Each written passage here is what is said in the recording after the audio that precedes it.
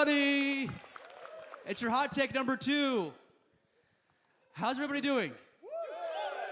I was told to keep the energy up, and I don't know if I can do that, but I'm going to try my best. I'm also going to try to do this on time. Oh, that's me. Cool.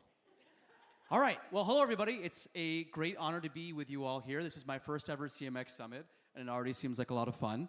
I will start out by sharing just a few key data points about myself. First, my name is Zaki. It rhymes with Becky. Feel free to say Zaki with a good hair. I was told in the green room to say that joke. I promise. Last name is Barzinji. I'm the Senior Director of Empowered Communities at Aspen Digital, which is a program of the Aspen Institute. I'm half Arab, half South Asian, all American. I identify both as being Muslim and as being a Jedi. Those are my 2 religions that I hold in equal regard.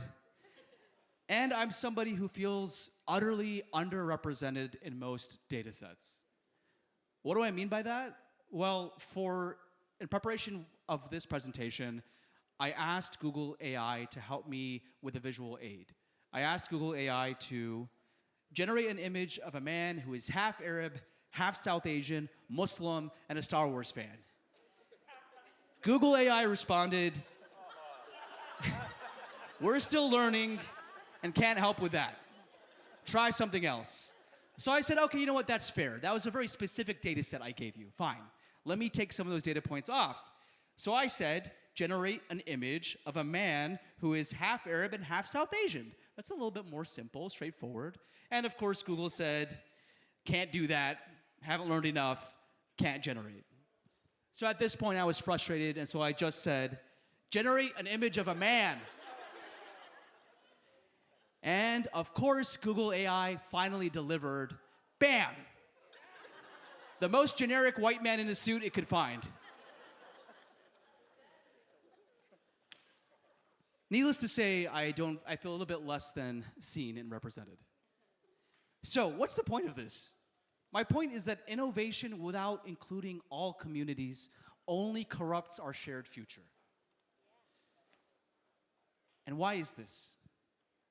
Well, at the core of the problem, something that's very simple and straightforward, is that communities and product teams don't talk to each other enough. There's a lot of great work being done right now when it comes to the inclusion of communities in tech. A lot has already been talked about, a lot will be talked about later today and tomorrow. And a lot of tech inclusion work often focuses on things like diverse hiring, employee resource groups, community engagement and marketing around new product releases, all of which is great and fantastic.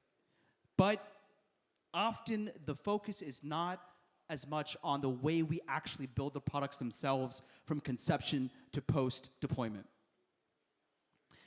And at the heart of this is a key dual issue. The first is that communities don't know when to engage with the innovation lifecycle. And innovators don't know how to bring in communities. So we at Aspen came up with a very simple, straightforward tool that we call the Innovation and Equity Lifecycle. In other words, what should communities be asking for, and what should innovators be looking for at every stage of the product development lifecycle to increase inclusion of communities? And so here it is, all the different steps that are probably familiar to most of you. This is very general, but I think applies in most cases to whether it's a machine learning product that you're building, whether it's some kind of emerging tech. This is generally the steps. So let's take them one by one. First, problem formation. Before a single line of code is written, before the product itself is built, what is the problem that's being solved? This is the point where communities should be very focused in engaging with innovators, with tech companies, and ask the question, how does the problem that your product is attempting to solve actually impact us specifically as a community? And on the innovator side, the question has to be asked, how does the problem that our product is solving affect communities that are not represented in the room? Because we might have identified a huge problem. We might even think we have got a great solution. But if we have no idea how that problem affects certain communities, how can we ensure that the solution actually solves the problem for them? So problem formation is absolutely important. Second, data set selection, which I know many of you are already well aware of. Communities have to get smarter and more focused in asking innovators, does the training data that you're building your applications on, does it exclude us? Is it biased? Are we seen in the data that you're using? And on the flip side, innovators need to ask the same question. What demographics are represented in the data? And even more importantly, under what societal contexts was the data collected? In other words, if I'm building an application that's based on data that was collected at a time when certain communities were not counted, or even worse, when certain communities were intentionally excluded from the collection of that data, then no matter how good my app is going to be, it's going to exclude those communities in its output. So data selection is one of the most important steps. Testing, something that we talk a lot about as well. Communities have to ask themselves and ask innovators, how can we try to break your product before you release it? How can we break it in ways that only our community knows? And the flip side of that is for innovators to ask, who are we allowing to test and red team our products before we release them? Are we going to the same old other teams within our company to come and test our products? Are we asking people that have already seen our products a million times to come in and try to break it?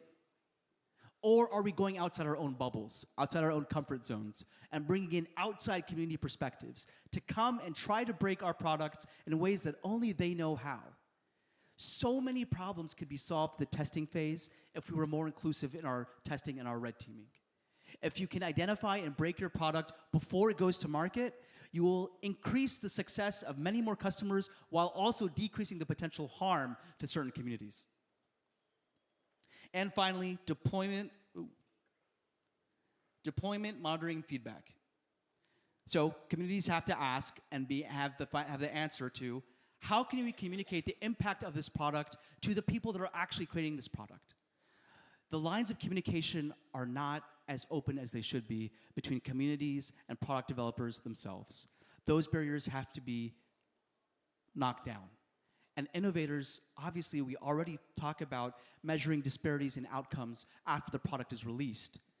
But one thing that we don't always focus on as much is tracking the impact on minority use cases. In other words, it is not good enough that our product works well for the majority of people. For the minority of people that it doesn't work for, we have to understand who those people are. Because in that minority use case group, it might be small, but it could contain entire communities within it. And if we are not solving for the minority use cases, we are not actually ensuring that all communities are represented. So, to sum it all up, only a holistic approach to including communities across the innovation lifecycle will ensure a future that's truly built by and for all.